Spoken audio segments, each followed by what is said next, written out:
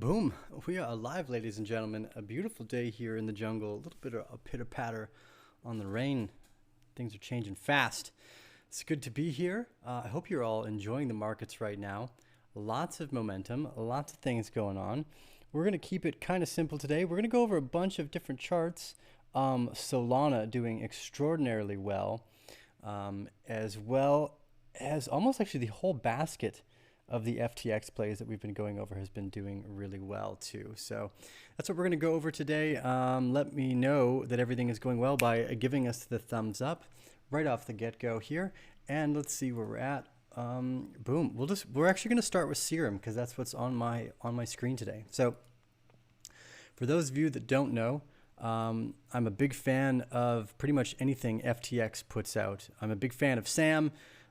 They have deep knowledge moats, well connected in the industry, do over $1 billion a day in lending effectively as well. So there's a lot to be excited about for what they're putting together. So we've been playing this SRM play since around $6. Clean the chart up here a little bit. Yesterday, we went over this chart and I had said we would look like we were right near the bottom of the falling channel, which we got. As soon as we fell into this little gap here in the VPVR, which you can see on the left-hand side of the screen, this box, or sorry, the right-hand side of the screen, this box here, we hit the bottom around the $7.50, which was also the top of our trading range, and we've jumped up around 30% outside of there as well. Now, there's a few key things I want to go over that are always a valuable learning experience. Number one, let's start off with the trading range that brought us here. So this red box is a rising gradient bottom. This is generally known as one of the more powerful trading ranges that we've seen. So when we're looking for trades to make or positions to take, we want to be patient and watch how this unfolds. And these rising gradient bottoms have consistently performed the best out of the horizontal trading ranges. So if we actually zoom in a little bit, you can see that I have these blue and yellow lines, which represent the horizontal version of the trading range as well. And we came right back down to the top of that horizontal trading range at around $8. And we've punctured right back up above the rising gradient bottom here. I actually thought we would spend a little bit more time in this area of the VPVR, but obviously there is a significant amount of momentum coming into SRM and Solana today as well. So now it looks like we're filling in this gap here between $9.40 and $10.30. So it's kind of exciting to see these both fill out. I think the important part, about understanding trades and investments is the long-term story. A lot of the times people jump on YouTube, they follow all the wrong YouTubers. They're trying to learn how to trade like by getting into a position and then getting out and chasing gains in other places. This is almost always a failure. I do not suggest anyone ever do that. It's not good for your health, your emotional mentality, and most of the time it's not good for your portfolio either.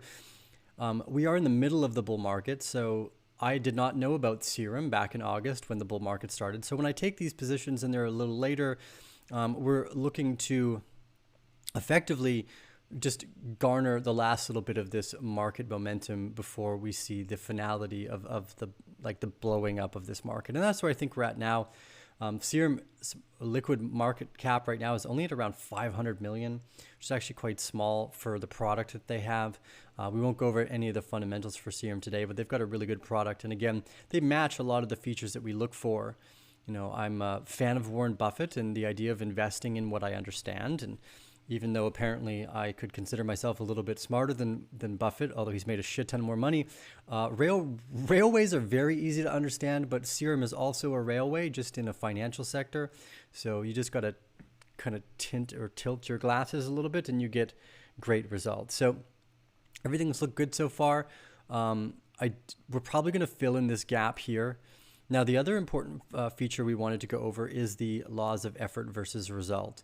So when we're studying Wyckoff, one of the most important parts, or just any type of trading range in general, if you are watching someone who does not talk about the supply characteristics, for the most part, just price architecture is not all that valuable.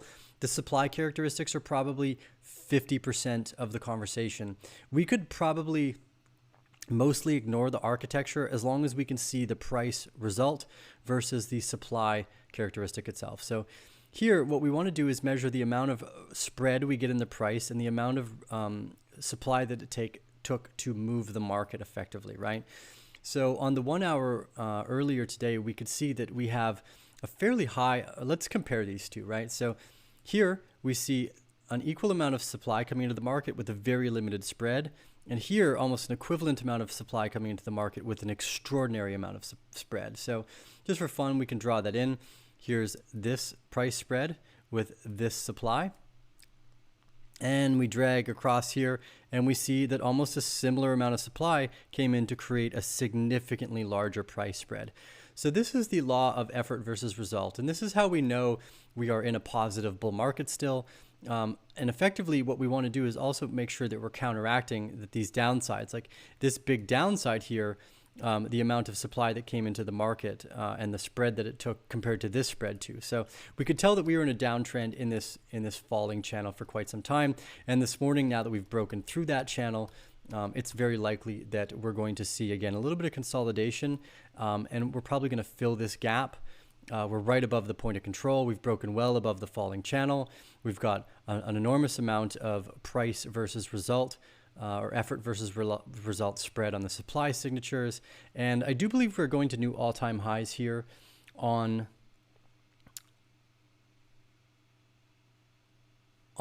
Serum as well. But, you know, this is an entire market movement we're going through. And this time, one of the big differences between 2017 and the 2020 bull market is just significantly better products, smarter investors, and more money. And that's a hugely important part to remember, is that I don't think that this bull market is going to end the same way it did in 2017. We're likely going to get extended moves in other players. So that takes us to things like Solana. So our original positions in Solana in the private group, we took off around this $14 area. Now, you might be thinking to yourself, well, why did you do that? Well, obviously, if you are a big fan of the Arcane Bear family, you will recognize almost instantaneously this beautiful horizontal trading range that we identified in the middle of March. Again, I was late to recognize Solana, but now that we're up around 250%, it doesn't feel so late. But here again, we see our primary characteristics of a beautiful horizontal trading range and the amount of power that comes out of that trading range as time goes on. Now we are actually witnessing a new trading range take place, and it looks like we're about to get our SOS, or a secondary SOS, in Solana itself. So again, we always study these horizontal trading ranges and we look for the supply and demand characteristics that come in and let us know that we are still in a bull market. So here we are, a new horizontal trading range, a secondary sign of strength taking place here, where we have a limited supply coming in and significant price spread. So again, this is how we measure that.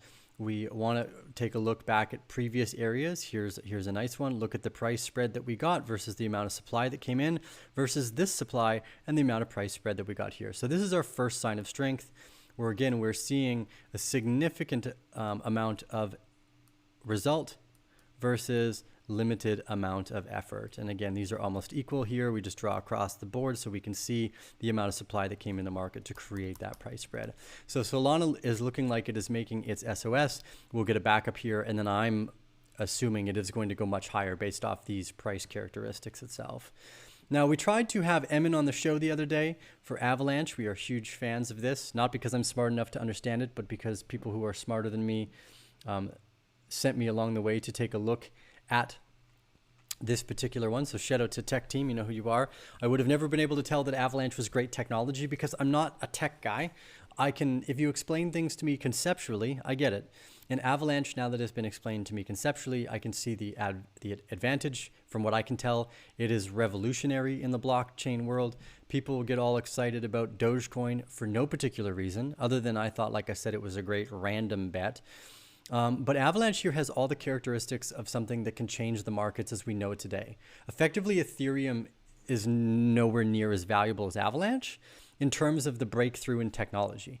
Now, Ethereum is trying to get to where Avalanche already is, right? People are like, oh my God, EIP 1559. It's like, yeah, Avalanche already has that. They're like, proof of stake, yay. Avalanche already has that. And not only that, So when we're looking at these, we have to understand two things. Number one, it's not always about the technology. Obviously, adoption is extremely important. We've seen that with Blu-ray, all sorts of technologies that were overwritten, that were better technology, but just had a bigger community, and therefore, what the heck difference did the technology make? So I'm excited to hopefully get Emin on the show. We're gonna have to rebook, but again, we'll just clean this chart up here. I do believe Avalanche is highly undervalued. We already know the operating market supply, and it looks like we're actually witnessing the first bullish kind of changeover within this trading range since the last 100 days, which is this falling channel. So I do suspect that we will fill this channel up here and fill this gap around the $35 to $37 area, and then we're going to go a lot higher. There's been a significant amount of accumulation taking place, and look at the price spread that we got here for the limited amount of supply. And this looks like such a dirty chart. I apologize. Clean that up a little. So we're always looking for these effort versus result characteristics within the bull market and within the distributional phases as well. So it's important to note that that effort versus result does go both ways. I'm a big fan of Avalanche here. I think it's going to do really well. We'll know over the next few years. So we'll keep that in mind. Again, I'm hoping to have Emin on the show over the next week. We just had to reschedule, and we'll see where that takes us. So let's go and look at Cardano. So again, here, more important than the actual token itself, what we want to talk about is the study of these trading ranges. It is such an important educational process to understand that these horizontal trading ranges, the first primary SOS and the backup phase, and then the explosion of price, I'm not going to say we predicted that, because that's kind of arrogant to say, oh, I predicted the market. No, you sound like an asshole. But these trading ranges are very, very, very, very valuable, because they can show you when you have a sign of strength, you have your backup phase. It usually accumulates right above the top of the box, and then you get a nice big movement afterwards. So it was nice to see that these trading ranges work over and over and over and over again. And again, I highly suggest staying away from anyone who's not looking at either the supply signature and the architecture of the price range itself. Cardano has performed fantastic for us as well. Synthetics is another one we've been watching. Very interesting to see here.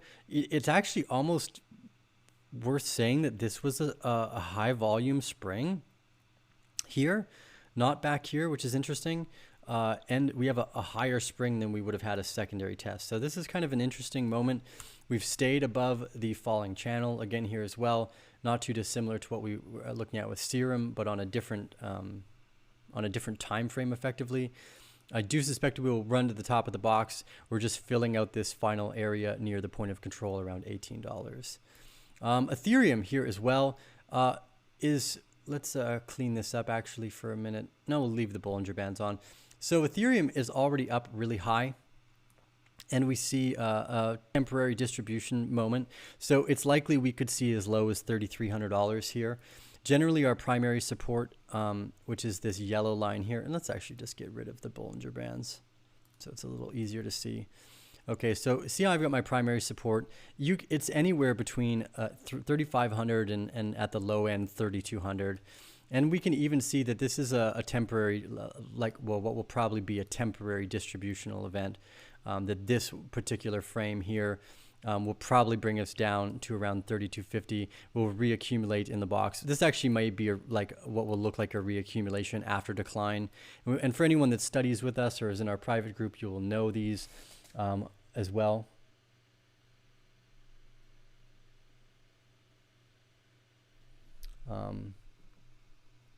Some of you guys are saying my audio is a little low. Yeah, I know. Every time I use Zoom, it seems to reset it. Let's check where it's at now. Yeah, I'd put it way lower. Okay, Jesus Christ. Oh, well, there we go. Hopefully that's a bit better. It's almost like I need a different computer just to use Zoom so I can function more easily. So here was our buying climax for Ethereum. We're probably going to see a bit more downside. Again, the $3,200 to $3,500 area is very likely.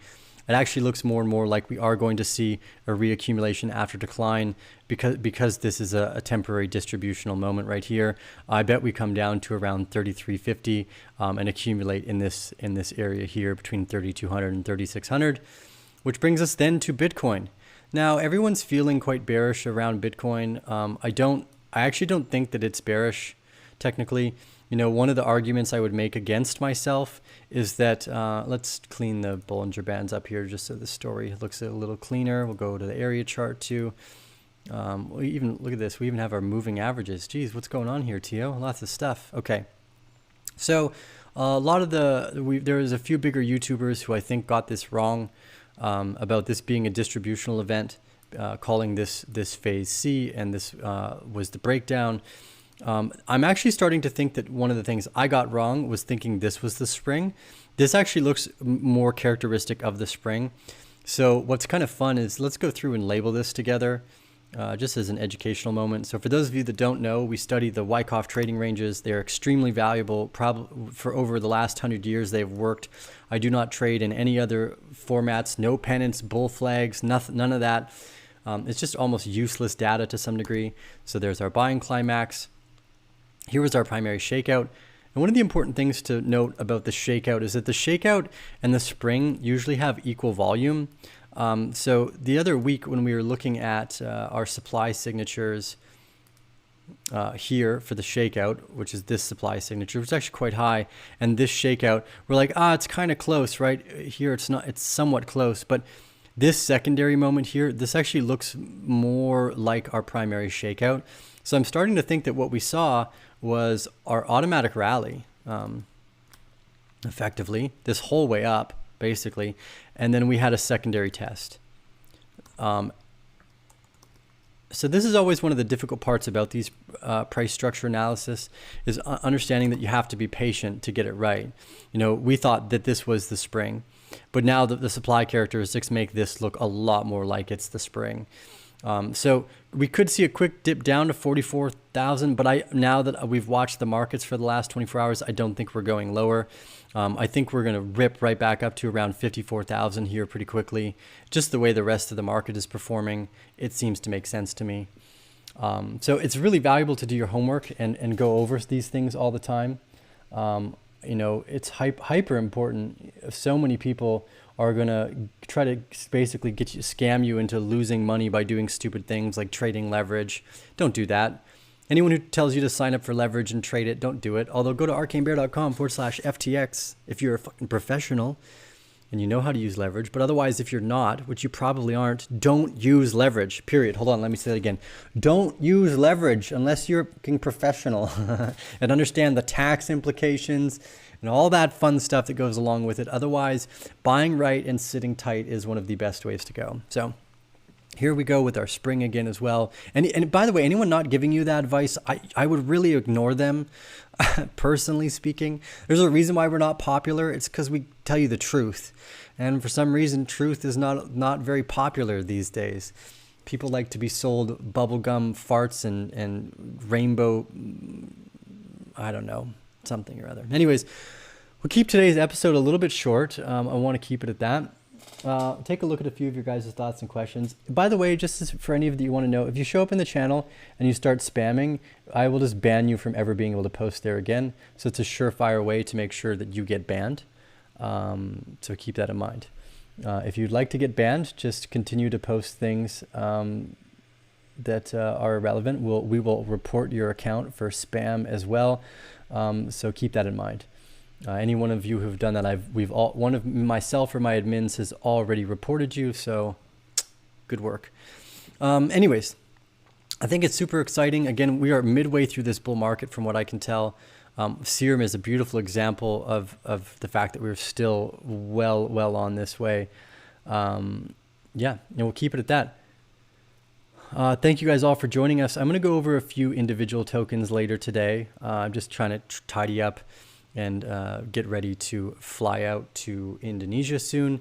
Fun side note though, DataDash, if you don't know DataDash. So there's a few people that I really like in the sector. CryptoLark is one of them. DataDash is another one.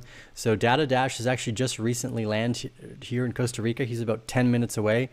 I'm excited to go hang out with him today. If you do not know Nick Merton and his channel, please be sure to subscribe to him as well. He's not just a great content provider, sound thoughts and ideas. He's also a good friend of mine. So be sure to subscribe to Data Dash. Excited to sit down with him. I haven't seen him in almost a year and a half, so it's really exciting. Thank you guys all for joining us today. Again, remember, if you are new to the crypto sector and you feel you are over trading and making overly emotional choices, join the private group, because those of you who consider yourself adventurous, like trying new things, this is the best place for you. We have the cure to those over-emotional, lack of educational aspects by joining the private group. And remember, it's no risk, because if you sign up and you're not happy, we just give you a refund, and very few people have asked for that. We've had many members. Remember, sticking around for the long term is the most important part, because this is a multi-decade long story that we are in. If you show up expecting to get rich today, you're probably going to be poor tomorrow. That's one of the easiest ways to look at this. Growing wealth, building a portfolio takes time. If you try to rush it, you're going to make a lot of costly mistakes. So let us help you save all those costly mistakes by joining the Private Bear group. And in the links down below, arcanebear.com/private. Anyways, we're going to leave it at that. Thank you guys all for joining us today. This is T with the Arcane Bear, and we will see you on the next episode. And if you have any questions about tokens, just join the private group. We have conversations in there all the time. I'm not going to take my time to answer every question that everyone has, because otherwise I would just have no time left. It was T with the Arcane Bear. We'll see you on the next episodes. Boom.